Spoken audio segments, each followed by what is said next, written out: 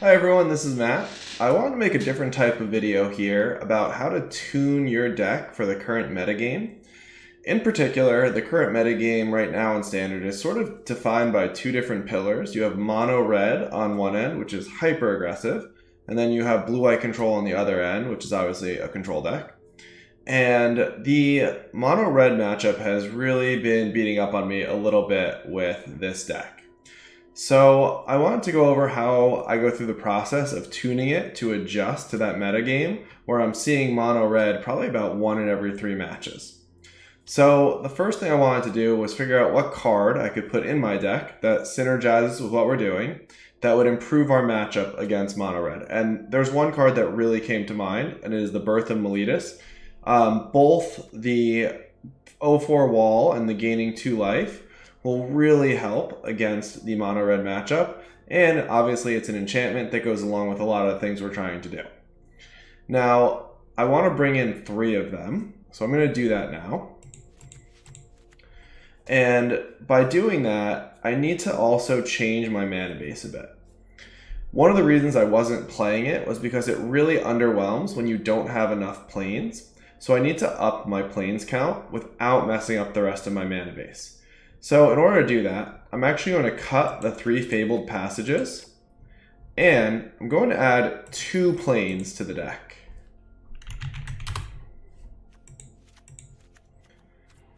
Now we have more planes to draw with Birth of Meletus, and also an added benefit of this is it will allow us to curve out better on our first 3 turns because we don't have to worry about the comes into play tapped downside of the fabled passage. Now, I only added 2 instead of 3 because, as we're going to see in a moment, we're going to go down 1 land in our total land count to 25, and this is okay for a couple reasons. One of the reasons is obviously we just added 3 spells we can play on turn 2 that directly draw us a land, but also we're going to be cutting some of the more expensive spells from our deck to improve this matchup. So the next difficult thing is trying to not lose too much against the rest of the field while improving your matchup against the deck or decks that you are targeting. And for me, there's 2 cards that are clear cuts in order to achieve this sort of threading the needle goal. The first is I'm going to take out 1 copy of Treacherous Blessing. The reason being it's obviously terrible against mono red, but also it's not a great early draw. Frequently, if you are on the draw and play it on turn 3, you're discarding cards. So having 3 of them doesn't really feel necessary, and we're so good in the grindy matchups already because of the built-in card advantage of things like Doom Foretold and Dance of the Mance. I don't think we really need the 3 Treacherous Blessings.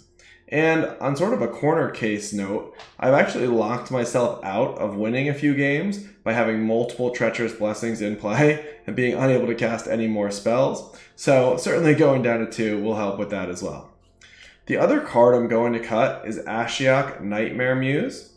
This card is really underwhelmed. Obviously, we're cutting it every time against the aggressive matchups, but even against control where it should shine, when you tap out for this on 5 and they play Elspeth Conquers Death to answer it, it's a really big swing against you, and I haven't really found a matchup that it shines in. So as much as I like playing with the new Planeswalker, it hasn't quite lived up to my expectations, and it's an easy cut to improve against mono red. So I'm also going to get rid of Ashiok. The last thing we want to do is check our mana base to make sure that with our new lands, we haven't messed up our ability to consistently cast our spells.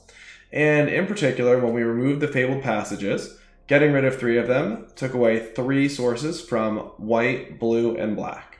We got 2 of them back by adding the 2 planes, and then the 3 Birth of Meletus easily makes up for the other one. We have 14 total white sources, which will easily allow us to consistently cast our white spells. A rule of thumb is that if you're going to cast a spell on turn 2 that has 1 colored symbol in it, you need 13 sources of that color. Now, we also have 13 blue sources, so we're hitting that number exactly in case we need to hit Omen of the Sea on turn 2. And, I should say, one other change that I made to meet these color requirements I'm talking about is I cut 2 of the Temple of Silence and I replaced them with 2 Temple of Deceit. So this is how we got up to 13 blue sources by taking out 2 of the Temple of Silence and replacing them. We also have 14 black sources, so again, we can consistently cast our spells with a black symbol on turn 2. And even for Kaya's Wrath, where we need double white and double black, we actually haven't really hurt ourselves in this area. As I mentioned, we replaced the white sources with the Plains and the Birth of Meletus, and the swap from 2 Temple of Silence to 2 Temple of Deceit does not lose us any black sources.